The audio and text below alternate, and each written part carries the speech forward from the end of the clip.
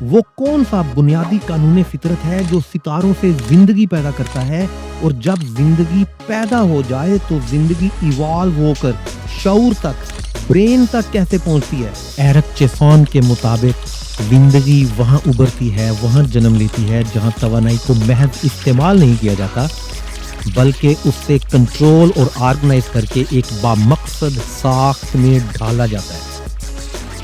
वो ये भी बताते हैं कि किसी भी पेचीदा निज़ाम की असल पहचान ये नहीं कि उसके पास कितनी तवानाई है, बल्कि ये है कि वो अपने पर यूनिट मास के मुकाबले में उस तवानाई को किस कदर मौसर रफ्तार और तरतीब के साथ इस्तेमाल करता है।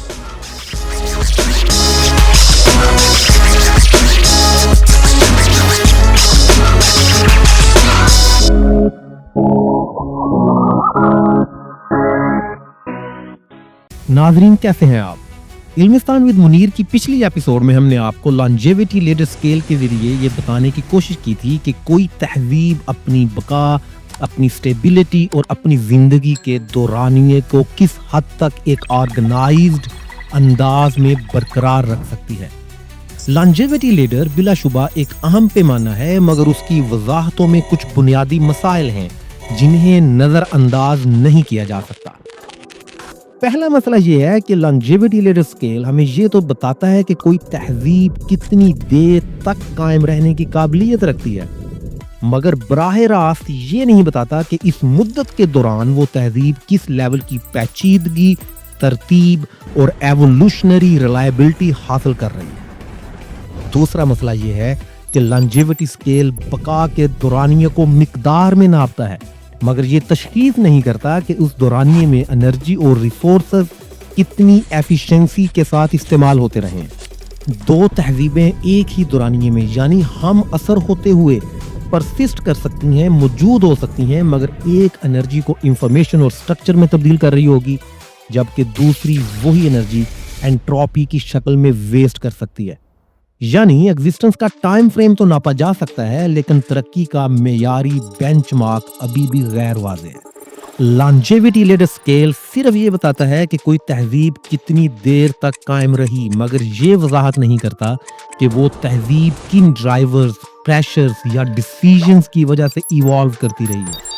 वो कौन सा बुनियादी कानून फितरत है जो सितारों से जिंदगी पैदा करता है और जब जिंदगी पैदा हो जाए तो जिंदगी इवॉल्व होकर शऊर तक, ब्रेन तक कैसे पहुंचती है, और जैसे ही शऊर पैदा हो जाए तो तहजीब कम्प्लेक्सिटी को कैसे डिजाइन करती है। यहाँ सवाल महज बका का नहीं बल्कि पेचीदगी की बुनियाद का है, और कौन से बुनियादी असूल, कवानीन और गवर्निंग मैकेनिज्म्स इस पेचीदगी को कंट्रोल करते हैं, डायरेक्ट करते हैं और बरकरार रखते हैं। आइए आपको एक मर्तबा फिर तमसीली मंजर की तरफ लिए चलते हैं। ये साल 4025 है। प्लेनेट पी की सेंट्रल ऑब्जर्वेटरी ऑफ सिविल फेरिक हेल्थ में एलियन साइंटिस्ट रेवन जमीन का जायजा ले रहा है। इस बार तवज्जो ताकत या रफ्तार पर नहीं बल्कि इस बात पर टिकी हुई है कि एक तहजीब एनर्जी को किस क्वालिटी से तरतीब दे रही है और कितने पेचीदा सिस्टम्स में तब्दील कर रही है, यानी फ्री एनर्जी रेट डेंसिटी। जब बायो क्वांटम लेंस जमीन पर झुका तो मंजर बदल गया।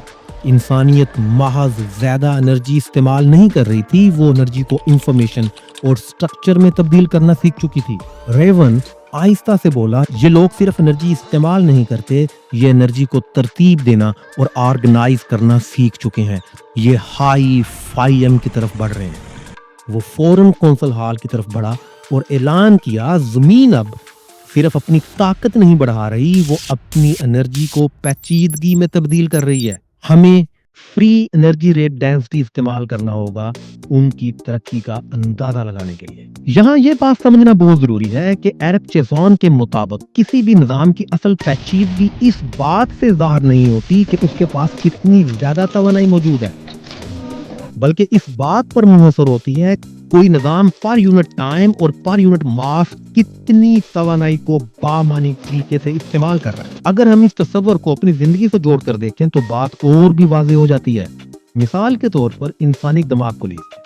अरबों न्यूरॉन्स नहायत कम तवानाई इस्तेमाल करते हुए फैसले लेते हैं, याददाश्त पैदा करते हैं, ख्यालात पैदा करते हैं और तवानाई का यही मौसर इस्तेमाल एक इंतहाई पेचीदा और ताकतवर निज़ाम बनाता है।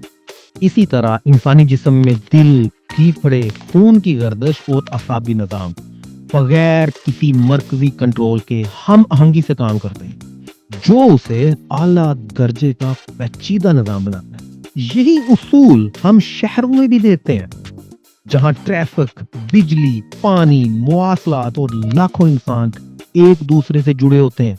यहाँ तवानाई और मालूमात का बहाव अगर जरा सा भी बेतरतीब हो जाए तो पूरा निज़ाम मुतासर हो सकता है। इंटरनेट की मिसाल लीजिए, हम सिर्फ एक क्लिक करते हैं, मगर पस मंजर में हजारों सर्वर्स, कंप्यूटर्स और नेटवर्क बैक वक्त तवानाई और मालूमात को मुनज़्ज़म अंदाज में इस्तेमाल कर रहे होते हैं। हत्ता कि मौसम भी एक पेचीदा निज़ाम है, जहां हवा, समंदर, दर्जा हरारत और बादल एक दूसरे पर असरअंदाज होकर बड़े नताइज पैदा करते हैं। इन तमाम मसालों में एक बात मुश्तरक है, बहुत से अज्जा आपस में जुड़े होते हैं, तवानाई या मालूमात को तरतीब से इस्तेमाल करते हैं और यही तरतीब किसी भी निज़ाम को सादा से पेचीदा बनाती है। इस बुनियाद पर एरिक चेज़न का स्केल हमें ये समझने में मदद देता है कि तरक्की का असल मेयार ताकत नहीं बल्कि समझदाराना निज़ाम है, चाहे वो इंसानी दिमाग हो, शहर हो, इंटरनेट हो या पूरी कायनात में मौजूद कोई तहरीर। यहाँ पर हम आपको एक इंतहाई इंटरेस्टिंग फन फैक्ट बताते हैं। एरिक चेज़न के 5M स्केल के तनाजुर में जब हम अपने सूरज और इंसानी दिमाग को देखते हैं तो एक नहायत हैरान कुन मुमासलत सामने आती है। कायनाती और हयातियाती पेचीदगी के बिल्कुल मुख्तलिफ एंड्स पर मौजूद होने के बावजूद ये दोनों सिस्टम्स मास नॉर्मलाइज्ड एनर्जी डेंसिटी के तकरीबन एक ही मेयार पर खड़े नजर आते हैं। ये मुमासलत तवानाई में नहीं बल्कि इस बात में है कि एनर्जी पर यूनिट मास कितने मौसर अंदाज में साख्त को बरकरार रखे हुए है। सूरज में ग्रेविटेशनल फोर्स और न्यूक्लियर फ्यूजन एक दूसरे के साथ बैलेंस में रहते हैं, जबकि इंसानी दिमाग में थर्मल नॉइज के मुकाबले में ख्याल, याददाश्त और कॉन्शियसनेस कांस्टेंट स्ट्रगल के जरिए अपना बैलेंस बरकरार रखते हैं। एक हाइड्रोजन को जलाता है और दूसरा ग्लूकोज को, लेकिन दोनों 5M के उसी स्वीट स्पॉट पर खड़े नजर आते हैं जहां तवानाई का बहाव ना इतना शदीद होता है कि साख्त टूट जाए और ना इतना कम कि तरतीब बरकरार ना रह सके। यहाँ एक फितरी सवाल पैदा होता है, एक स्टार और एक ज़हन आखिर एक जैसे एनर्जी रेशों पर क्यों खड़े नजर आते हैं? क्या नेचर ने लाइफ के ज़हूर से बहुत पहले ही एक यूनिवर्सल बैलेंस पॉइंट दरियाफ्त कर लिया था जिसके नतीजे में जिंदगी का वजूद मुमकिन हुआ? क्या कॉन्शियसनेस और स्टार दरअसल एक ही कॉस्मिक ऑप्टिमाइजेशन प्रिंसिपल की मुख्तलिफ सूरतें हैं, जहां मैटर मुख्तलिफ स्केल्स पर यह सीखता है कि खुद को कोलैप्स किए बगैर तवानाई को कैसे फ्लो करवाया जाए? आइए आपको इस स्केल की तफसीलात से रोशनास करवाते हैं। चेज़न स्केल का सबसे पहला मरहला 5M0 है। ये वो इब्तदाई मुकाम है जहां सिस्टम्स बहुत कम फ्री एनर्जी रेट डेंसिटी पर ऑपरेट करते हैं। तवानाई मौजूद तो होती है मगर वो ज्यादातर जाया हो रही होती है। स्टार्स या सादा फिजिकल सिस्टम की तरह एनर्जी ज्यादा होती है मगर इसकी तरतीब बहुत कम होती है। यहाँ पेचीदगी ना होने के बराबर होती है और एनर्जी का बड़ा हिस्सा महज हरारत की शक्ल में जाया हो रहा होता है। आगे बढ़ते हुए 5M1 वो मुकाम है, वो मरहला है जहाँ जिंदगी पैदा होती है।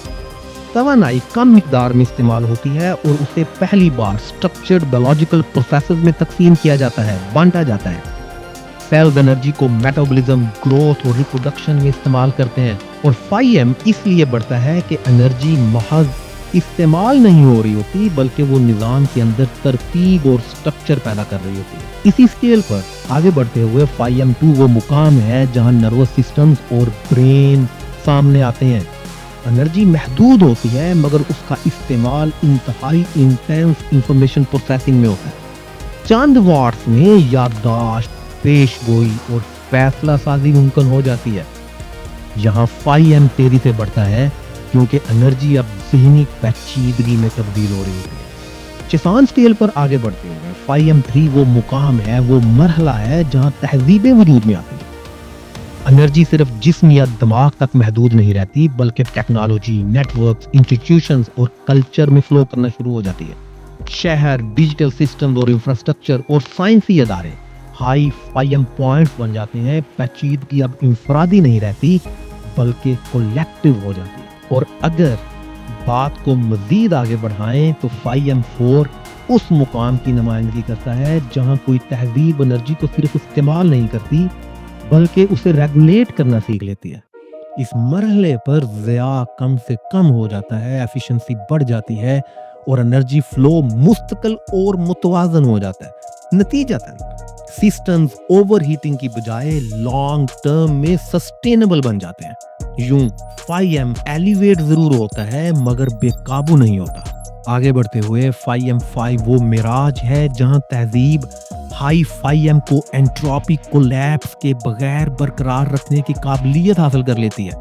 انرجی بہت کم ویسٹ ہوتی ہے اور اس کا بہاؤ ڈیپ ٹائم کے لیے موزوں ہو جاتا ہے۔ کمپلیکسٹی اربوں سالوں کے پیمانے پر پھیل سکتی ہے کیونکہ انرجی اب محض طاقت نہیں بلکہ کنٹرولڈ آرڈر بن چکی ہوتی ہے۔ آج کی انسانی تہذیب واضح طور پر 5M2 اور 5M3 کے درمیان کہیں پر موجود ہے، جبکہ کچھ جھلکیاں 5M4 کی طرف بڑھتی نظر آتی ہیں۔ ہم انرجی کے بہاؤ کو برین لیول انفارمیشن پروسیسنگ اور سیولائزیشنل نیٹ ورکس میں تبدیل تو کر رہے ہیں مگر یہ عمل یکساں اور متوازن نہیں ہے۔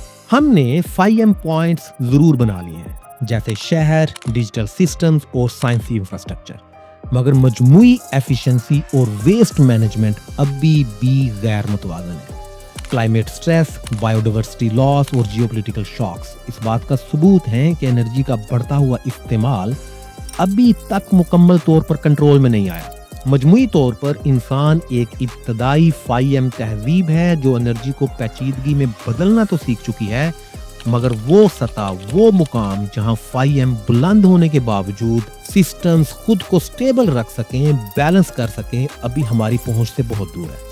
5M اسکیل کے مطابق حقیقی گریٹ فلٹر ٹیکنالوجی یا پاور کی کمی میں نہیں بلکہ اس صلاحیت میں چھپا ہوا ہے کہ کوئی تہذیب بڑھتے ہوئے انرجی فلو کو کتنے مؤثر طریقے سے ترتیب دے سکتی ہے، ریگولیٹ کر سکتی ہے اور مستقل بنا سکتی ہے۔ زیادہ تر تہذیبیں اس لیے ختم نہیں ہوتی کہ وہ انرجی تک رسائی حاصل نہیں کر پاتی بلکہ اس لیے ناکام ہوتی ہیں کہ ان کا 5M ایک ایسے پوائنٹ تک پہنچ جاتا ہے جہاں پیچیدگی اوور ہیٹنگ میں تبدیل ہونا شروع ہو جاتی ہے۔ انرجی کا بہاؤ بڑھتا رہتا ہے مگر اسی کے ساتھ ساتھ ویسٹ، انٹروپی اور عدم توازن بھی متوازی رفتار سے بڑھتے جاتے ہیں۔ اصل خطرہ کم انرجی میں نہیں بلکہ غیر منظم 5M میں ہے، اور اصل طاقت رفتار یا وسعت میں نہیں بلکہ اس حکمت میں پوشیدہ ہے جو کسی تہذیب کو بڑھتے ہوئے 5M کے باوجود لانگ ٹرم سسٹینیبل کمپلیکسٹی برقرار رکھنے کے قابل بناتی ہے۔ علمستان ود منیر کے متجسس ساتھیوں، اس ایپیسوڈ کے متعلق اپنی قیمتی آراء اور سوالات